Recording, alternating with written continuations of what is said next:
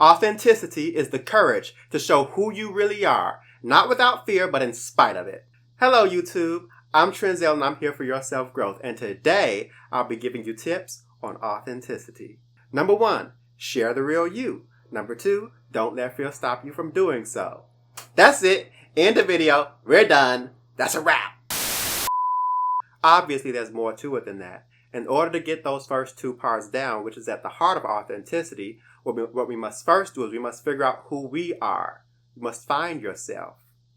You see, sometimes we get so caught up in being who others expect of us, we sometimes lose sight of who we are and what we actually want. But that's at the heart of authenticity. You can't be authentic without knowing who you are. And once you know who you are, that leads well into accepting yourself.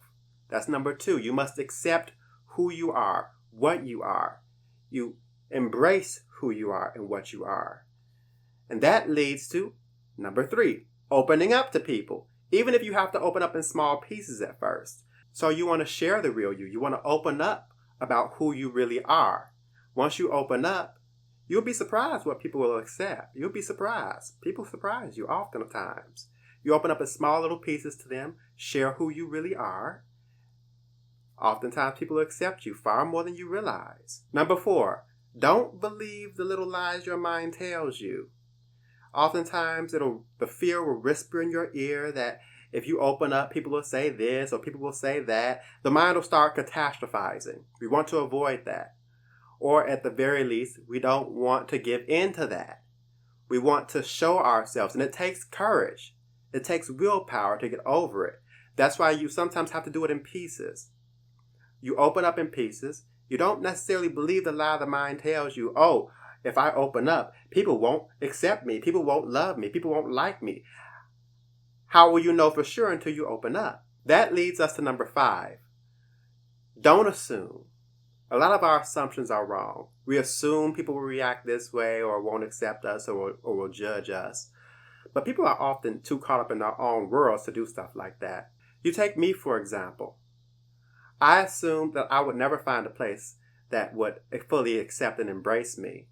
I assumed that there would never be a place where I can have the intersection of being black and gay and be accepted and embraced for that fact. I assumed that where I live right now in the Chicagoland area, that there's a lot of people that won't accept and embrace me for being my true self and being my true form, for having this earring and having that earring and wearing this necklace and dressing somewhat stylish in this case or that case. And I assumed that, well, they wouldn't accept me. But I visited other places. I visited Miami, and I felt really accepted, really embraced for being who I am. My assumption was wrong. I assumed back when I was many years ago, back when I first tried to get a car, I assumed that I couldn't afford one. Long and behold, I went and got me a loan because I got fed up with the situation. Went and got me a loan from PNC, got the loan, got accepted for the loan, and now I have my car. I had that car for several years now. It's paid off now. They tried to sell me a new car. I don't think so. So please, don't always believe your assumptions. Your assumptions, they're lies that the mind tells you. Don't believe them. That leads us to 6. It's not about independence or dependence. It's about interdependence. A lot of people will have you believe, especially now the whole end thing is being independent, being completely self-sufficient and on your own. But if we all were completely self-sufficient on our own, society wouldn't even function. We depend on people for our groceries. We depend on people for our jobs. We depend on our boss. We depend on people to hire us. We depend on each other all the time. We depend on our partners not to hurt our feelings and to betray us. We depend on people all the time. It's not healthy to be completely independent and like, oh, I don't care about any of this. I don't care about that. I'm a totally self-sufficient adult. No, you don't have to be totally, completely self-sufficient. But it's also an equal feeling to be dependent too. The balance is interdependence, where you depend on others and you open yourself up to depending on others, but you don't do so recklessly. So you have to find a balance there. And of course, number 7, that leads us to fear, the big one. fear that you won't be accepted for who you are, fear that you will not be embraced. Fear stops us from doing everything. On the other side of fear, there's a reason why that saying is around. On the other side of fear is everything you want, everything you desire. The problem with fear is that it keeps you small. It keeps you playing small. It keeps you in your comfort zone. Fear will betray you, and it's another way your mind lies to you. It tells you, oh, well, if you stay small, you don't have to worry about it. You don't have to worry about people not accepting you. But here's the thing. When you let fear control you, dominate you,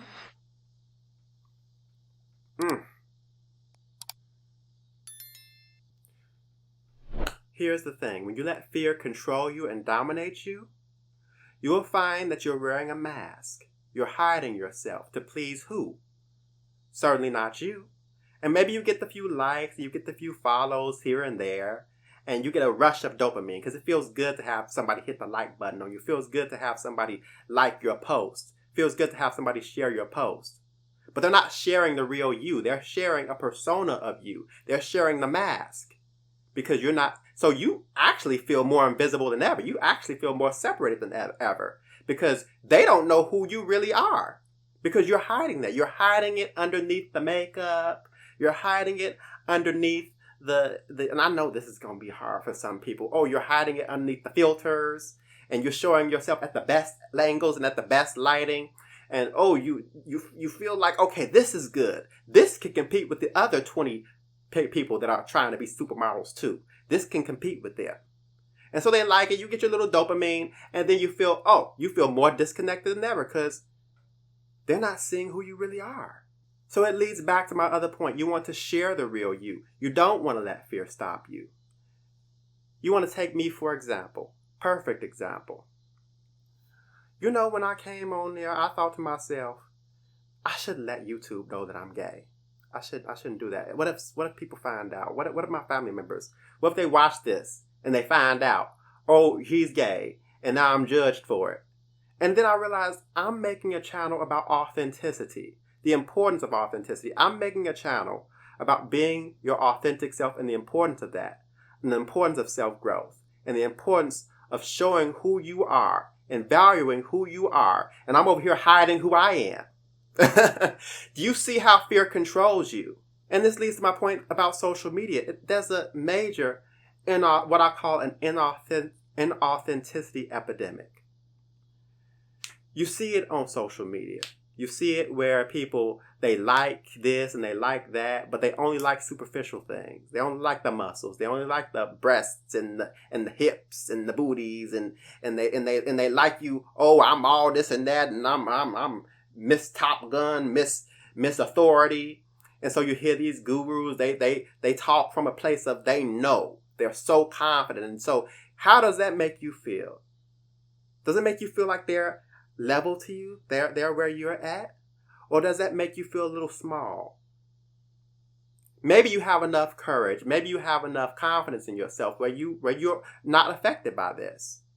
But I have a serious suspicion that this has a detrimental impact on people's mental health, where they're comparing themselves. And that's the thing. Social media is a comparison machine. It makes us compare each other to each other, saying to ourselves, okay, maybe if I looked as good as this one, I could get the 10,000 likes too. In reality, they're just playing the algorithm game. They're doing what gets them clicks because that's what gets their reward, the clicks, the little rushes of dopamine. Sometimes they do it for money. But here's the thing. You do it for those reasons and don't show who you really are. Now you're more invisible and you're more isolated. Because who knows who you really are? You might have some friends and family where you share little bits and pieces here and there. But if there's no counterbalance, where someone knows who you are, how is that healthy? Listen to me. If social media cannot accept you for who you are and love you and embrace you for who you are, then what is the point of being on social media? It seems to me like everyone wants to be perfect, but no one wants to show the real them, the true them, the them without the filter. That's part of the reason why I started this channel. I wanted people to see who I really was. I want to show who I really was. Look around. This room This back there, all that. That's a disaster. Everything's a disaster in this room. I'm a disaster. I look all this. This is the disaster. See this all over the place. And so I'm like, oh my God. My mind is going in the world like, oh, I can't let them see my room looking like this. It's a disaster. Oh, I better shave. I better make sure I look on point. I get my hair did. Oh, no. They can't see that the room is a disaster. They can't see that I'm a disaster. Everyone's a disaster in some places of their lives, in some aspects of their lives, and everyone starts somewhere. Okay? Tell me that you have it all figured out and that you know everything that's supposed to be done. But here's the realization that I've come across. Even the people that do have it together, the gurus that's on this platform, they don't know everything either. They sometimes playing it by ear too. They sometimes have to figure it out too. We want to get to a point where we can share ourselves vulnerably and authentically, and in a way that connects us to each other. The whole principle of social media in the first place is to connect each other, for us to come together in connection. That was the whole point of social media. Somewhere along the lines, we got away from that. I don't know when it happened, but somewhere along the lines, we said, oh, we value the muscles and the glitz and the glam and the houses and how great you are and how popular you are. But you're popular for reasons that isn't in alignment with who you really are.